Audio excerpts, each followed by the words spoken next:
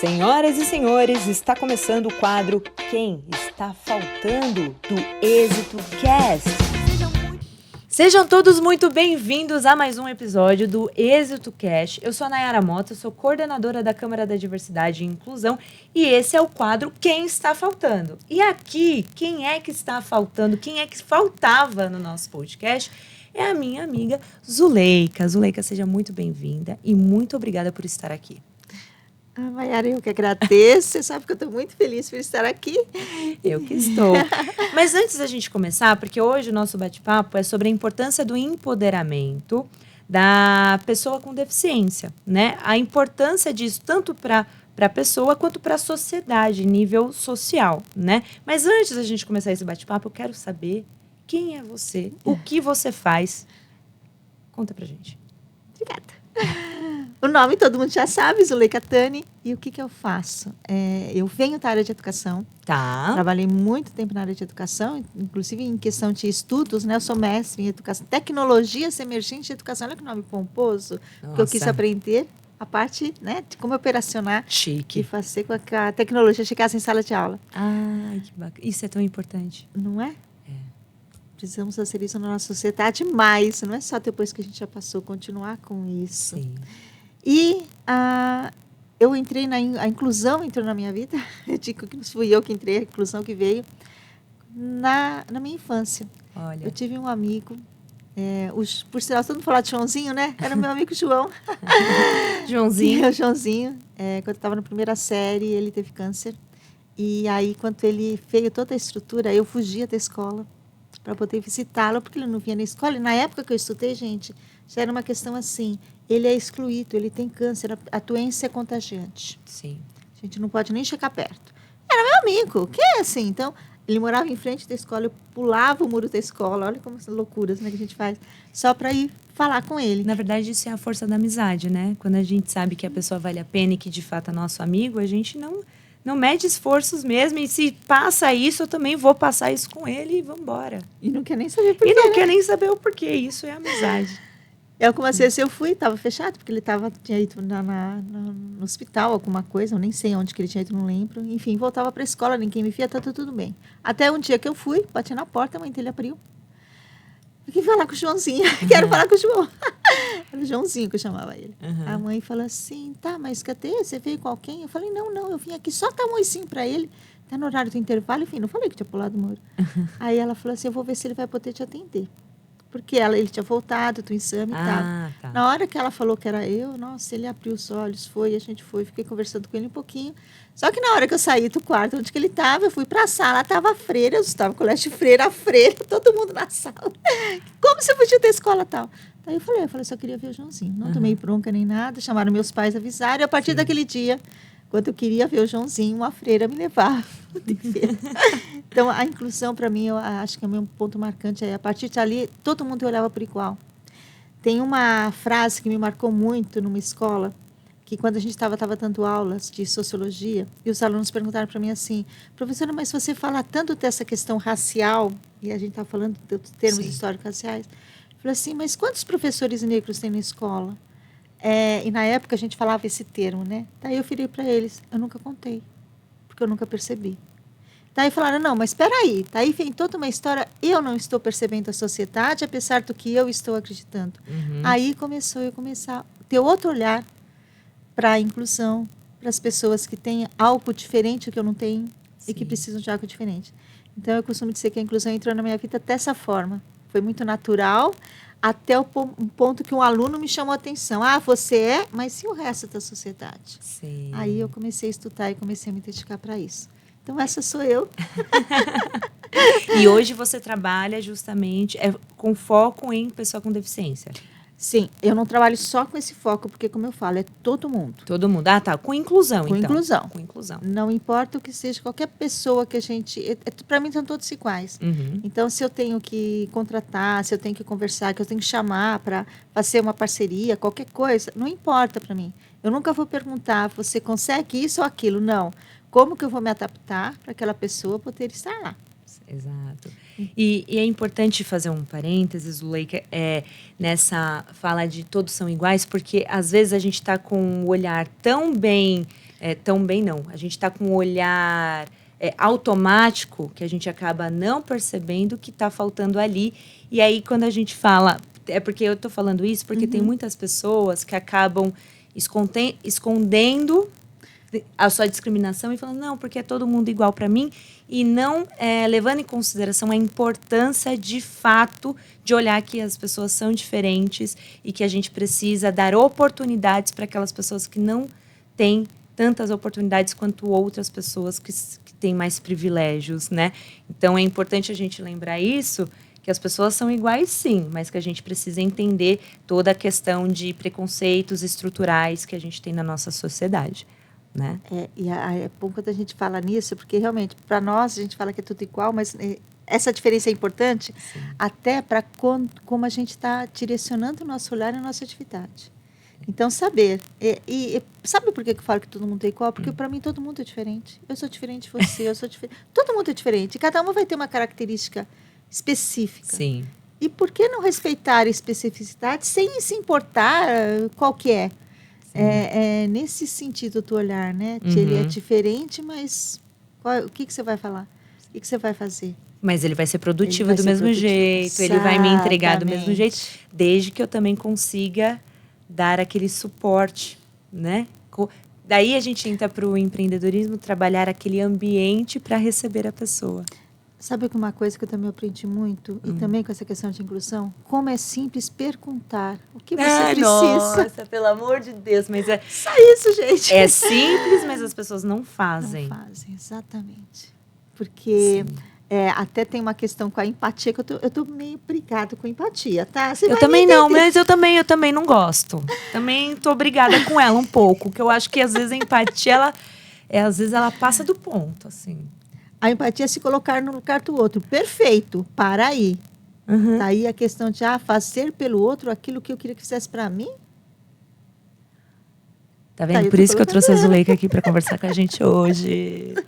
Exatamente, porque o outro não tem a nossa história, não tem as nossas experiências e nem as nossas necessidades, né? Então, é diferente. Então, pergunta pro outro. Então, me coloquei no lugar do outro, legal. O que ele precisa? É aquela velha história, né? Tu cego que tá andando na rua, você vai puxar ele? Sim. Ele precisa. Pergunta.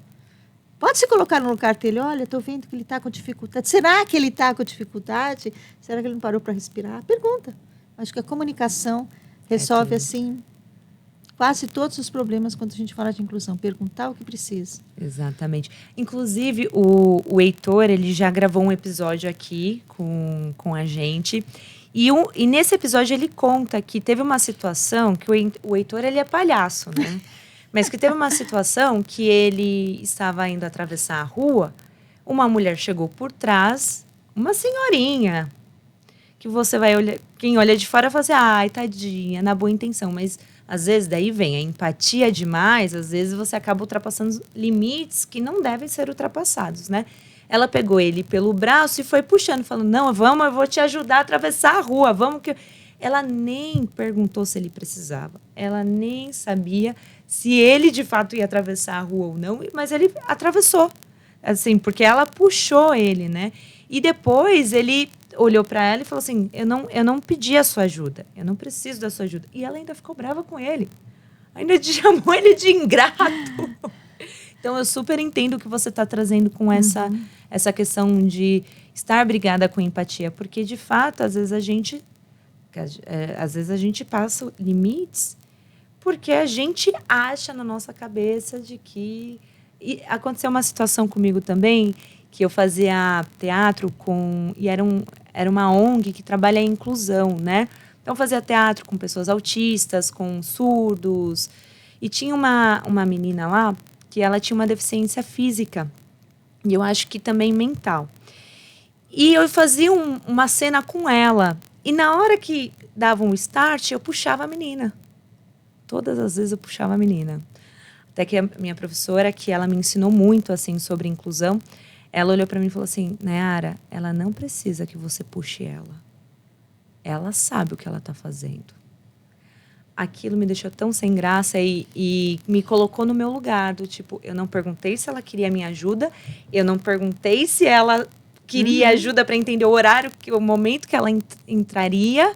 E eu simplesmente peguei, eu agi como a senhorinha agiu com o Heitor, né? Mas é tão bom quando a gente olha, né, esse espaço. Mas então, Zuleika, continuando o que você estava falando para mim, que a inclusão entrou muito cedo e de uma forma muito natural na sua vida, né? E agora, quando a gente fala de inclusão, agora existe um momento que eu diria assim, a sociedade entendeu que existe. Eu acho que o primeiro ponto, assumiu, existe, ok. Alguns gostando, outros não gostando, não importa. Sim. A sociedade já sabe, existem leis para isso, a gente se fala, tanto é que estamos aqui falando sobre isso. Exato. Você citou o Heitor, que também sou apaixonado por ele sabe disso.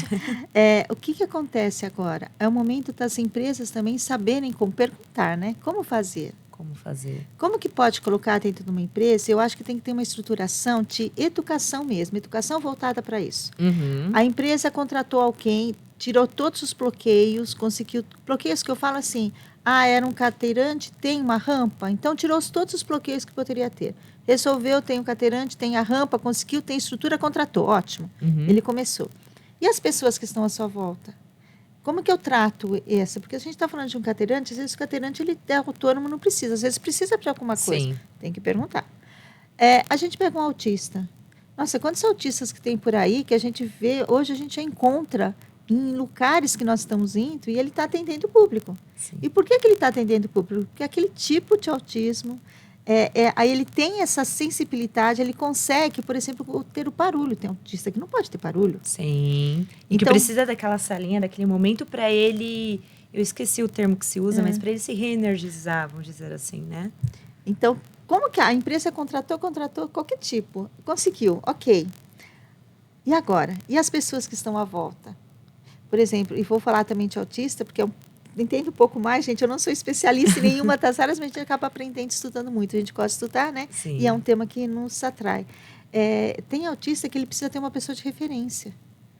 Porque quando ele faz, pode ter barulho, mas na hora que ele faz aquela atividade, que ele terminou, que ele está em dúvida, ele vai perguntar, não vai perguntar hoje para a Nayara, amanhã para a Zuleika, depois para o Joãozinho.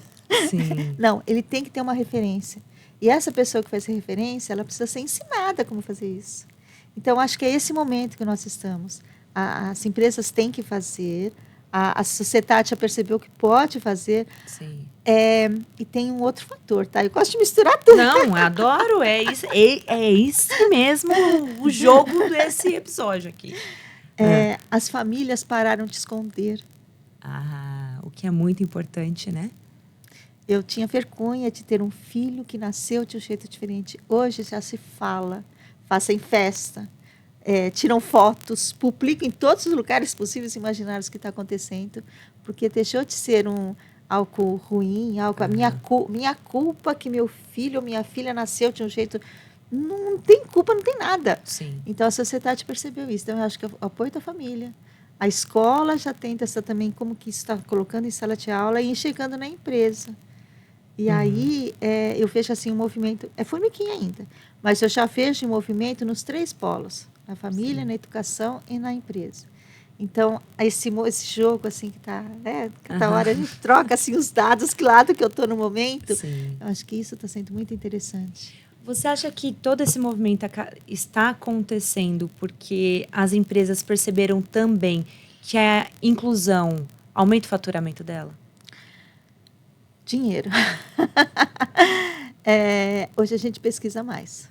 Então, se a gente sabe que tem uma inclusão e se você tem alguém na família que passou, você já viu uma situação, você conhece e você sabe que aquela empresa está, você vai para ela. Então, vai aumentar o faturamento. Tá? Sim. Infelizmente, né, ainda tem... Eu acho o dinheiro fantástico.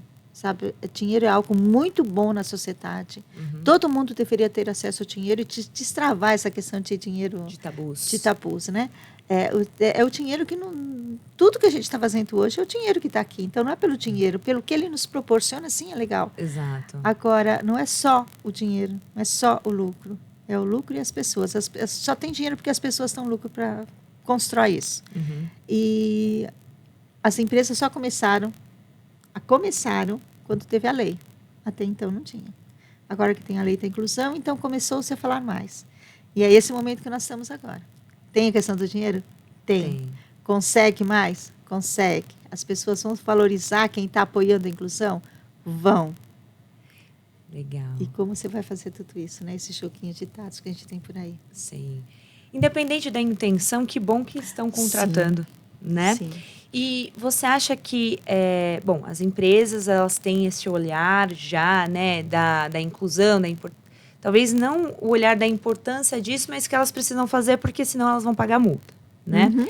E elas também recebem benefícios fiscais, dependendo do grau ali de inclusão que Sim. ela proporciona na governança.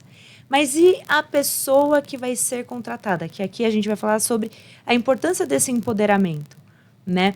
Você acha que essas pessoas, elas também, elas já, como que a gente deveria trabalhar esse empoderamento para que essas pessoas se sintam confiantes em ir a uma entrevista de emprego, em chegar na empresa e fazer o seu trabalho, em fazer as coisas acontecerem? Eu diria que é o mesmo processo para as pessoas típicas e atípicas. Uhum. Precisa de um mentor, seja ele quem for. Se é o pai, se é a mãe, se é um professor, se é um amigo. Precisa de alguém que vai motivar essa pessoa a dizer, você pode. Qual que é a barreira que a gente tem que quebrar? Uhum. Eu vou até usar o que não deve, né? Apesar de, você pode. Acho que esse apesar de que tem que tirar.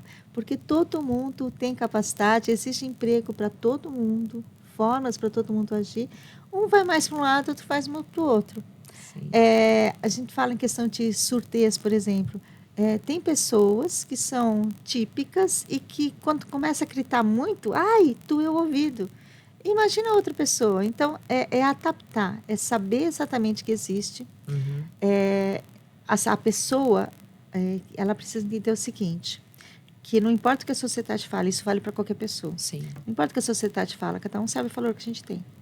E não importa o quanto você erra. Você é uma pessoa que vai errar e que vai acertar. Agora, como pegar esse empoderamento é quando a gente consegue identificar, e eu creio que na empresa é isso, identificar qual que é o setor ideal para a pessoa. Uhum. O Heitor, o sonho dele, você sabe qual que é, né? Ele ser jornalista e ser e ele vai conseguir, não tenho dúvida nenhuma. O que pode ser feito para fazer isso? Qual que é a força que você vai ter?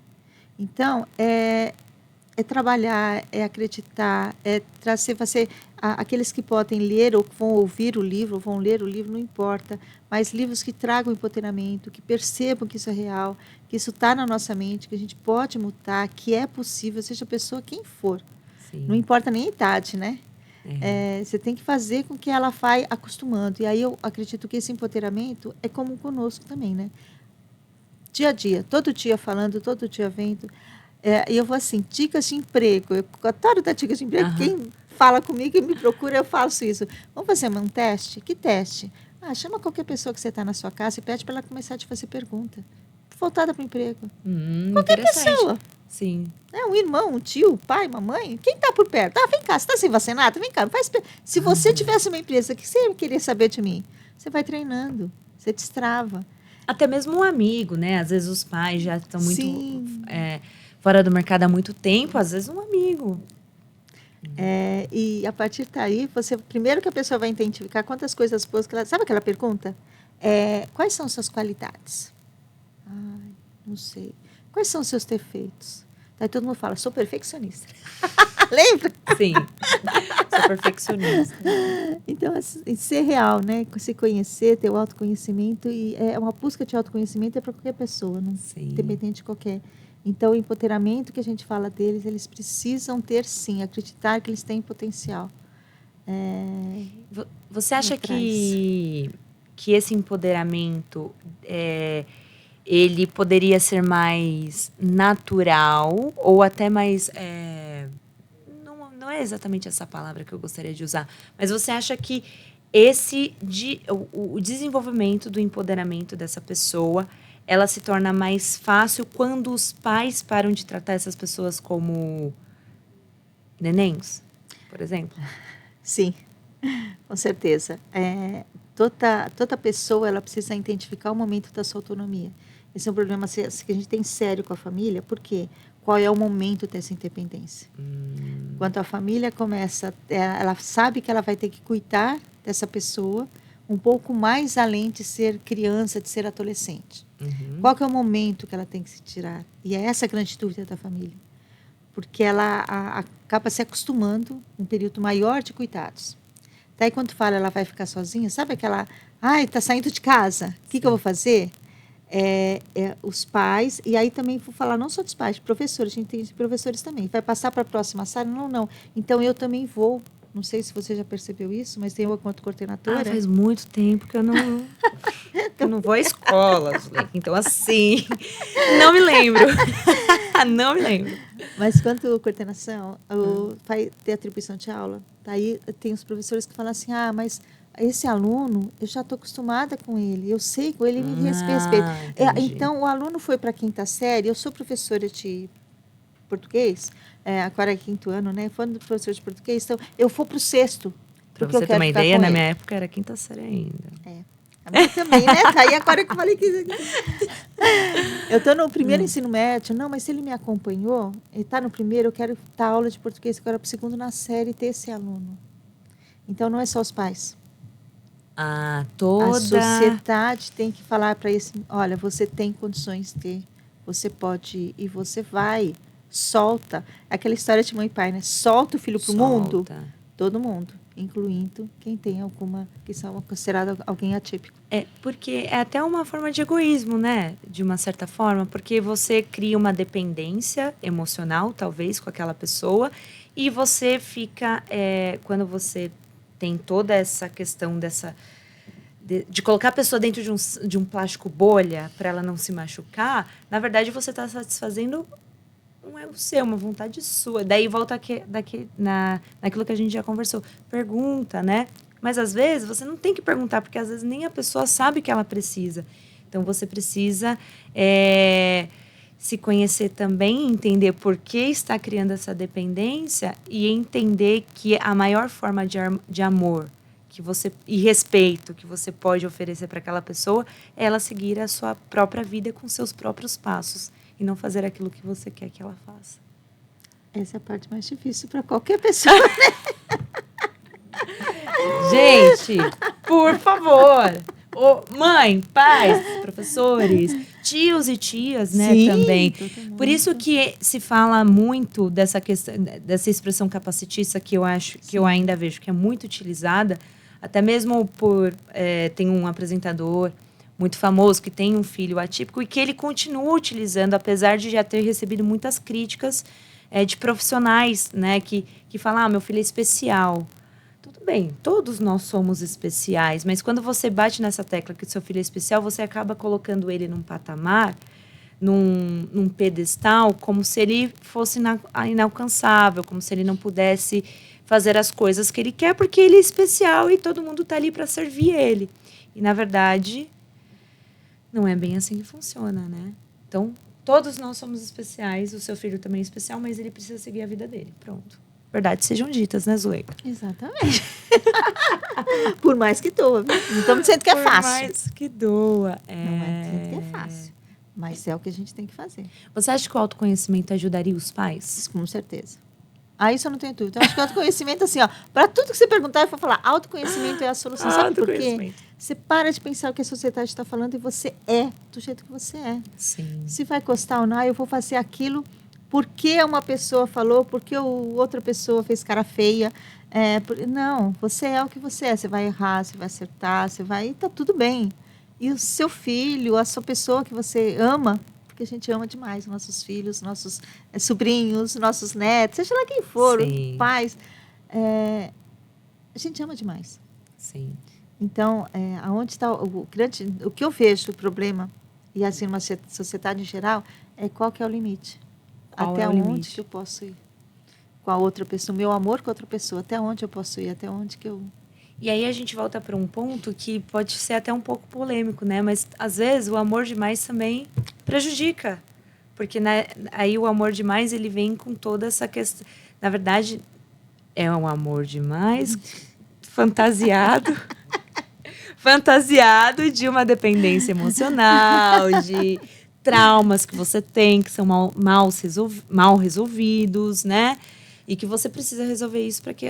Eu acho que isso até serve para não atípicos também, né? Sim. Quando a gente vê, tá num relacionamento, e às vezes um relacionamento abusivo, e você não consegue largar daquela pessoa, mesmo que você esteja ali naquele ciclo de violência, e ali você acaba não percebendo que você está numa dependência emocional de um narcisista, né? E que é muito difícil sair disso, né? Mas não é impossível.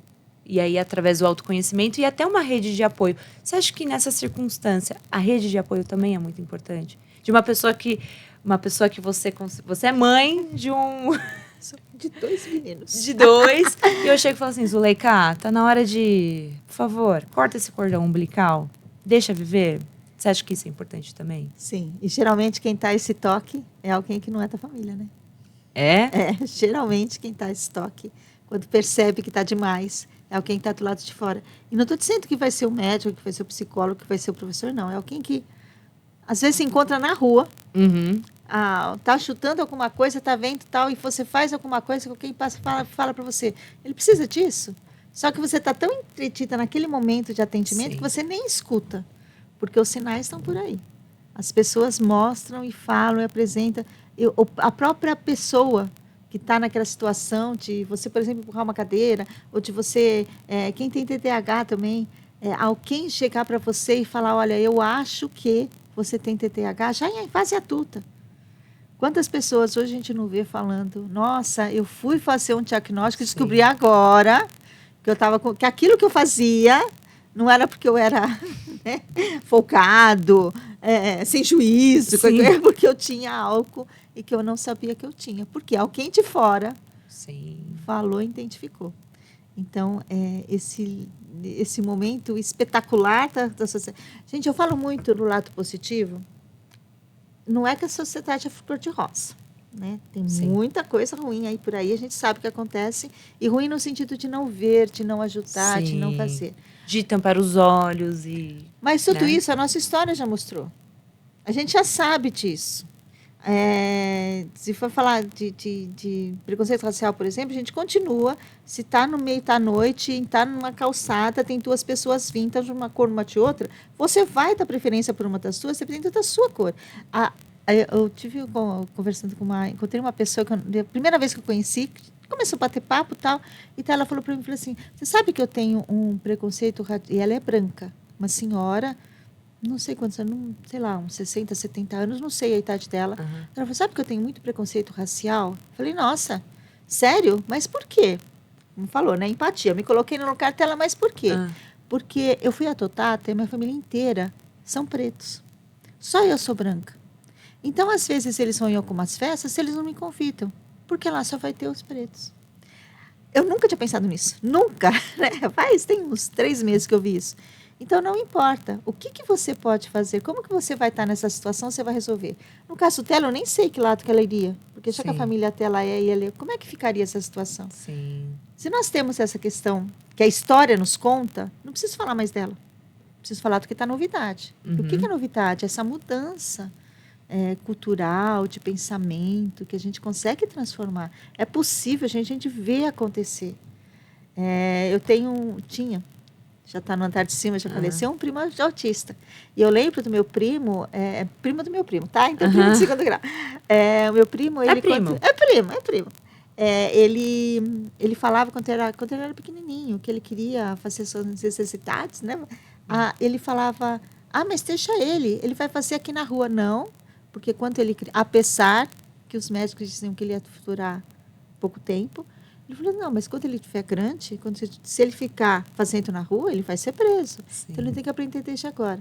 Isso também me marcou muito, né? Então, como você percebe a mudança da sociedade em relação a algo que antes não pode... É um pedestal, né? Aí ele é especial, pode fazer tudo. Exatamente. Não deixa ele lá, porque ele não sabe, tadinho. Então, não pode. Ninguém, você falou o termo... para mim, tadinho. Ninguém é tadinho. Exato. Né? Mas as pessoas tendem a colocar isso como, ai, que dó, nossa, ai, tadinho. E justamente isso, não é tadinho, é uma pessoa, um ser vivo que está ali, que também tem sonhos, tem suas necessidades, né? Uma coisa que eu acho muito ruim, e aí eu já perguntei para algumas pessoas, elas já falaram que eu podia fazer. Alguém tem alguma coisa diferente, tem uma marca no rosto, tem alguma coisa. Em vez de você olhar, você desvia o olhar. Melhor coisa que tem é a gente olhar nos olhos, né? Olhar nos olhos de todo mundo, não importa o que eles têm. É a nossa identidade. É falar o nome e olhar nos olhos, né? Exatamente. O nome. Como que eu sei, às vezes, como eu sou coordenadora da Câmara da Diversidade, algumas pessoas chegam para mim e eu percebo um receio de falar com uma pessoa diferente, né? E aí a pessoa chega para mim e fala assim, como que eu chamo ela? Aí eu falo, pelo nome. Mas, tá. Aí você vê que a pessoa sai meio... Ou então, você pode convidar uma pessoa de cor? Eu falo, que cor? A minha ou a sua? Não sei. Que cor que você quer? A minha? A sua? Qual é a paleta de cores que você quer? Né? Então, eu vejo que as pessoas têm essa dificuldade, né? Como sociedade. Às vezes é realmente um preconceito mesmo que está enraizado e é muito difícil você assumir que você é uma pessoa preconceituosa. E as pessoas não querem assumir isso, porque elas querem se colocar, ainda mais com esse mundo de internet, elas querem se colocar como se elas são pessoas perfeitas, que nunca erram, que a vida é maravilhosa e tal. Então, às vezes elas não querem nem falar sobre o assunto. Não, melhor não. Porque eu não quero errar, não quero ser cancelada, esse tipo de coisa. Mas eu acho que a gente precisa mudar. E aí, eu acho que é muito importante, por isso que eu chamei você aqui, Zuleika, porque eu vejo que, assim como eu, você está nessa caminhada de mostrar para as pessoas que nós somos diferentes e que a gente precisa entender todos esses preconceitos estruturais, o racismo estrutural, todas essas questões, mas que, de uma certa forma, somos iguais. Somos diferentes e a gente precisa entender que a sociedade ela é preconceituosa, mas que as pessoas são muito simples de lidar, né? Você não vai chamar a outra de "ô manco", acabou, isso não existe mais, chama pelo nome, né? Então, é muito importante. Daí a gente estava falando da rede de apoio. A rede de apoio é muito importante para dar esse toque pra gente. Às vezes até a gente, não sei você, mas às vezes eu também dou uma bola fora. Sim. Né? E é tão legal ter alguém do seu lado que te dá um cutucão e fala assim, pô, você errou. E mais legal ainda é quando a gente se abre,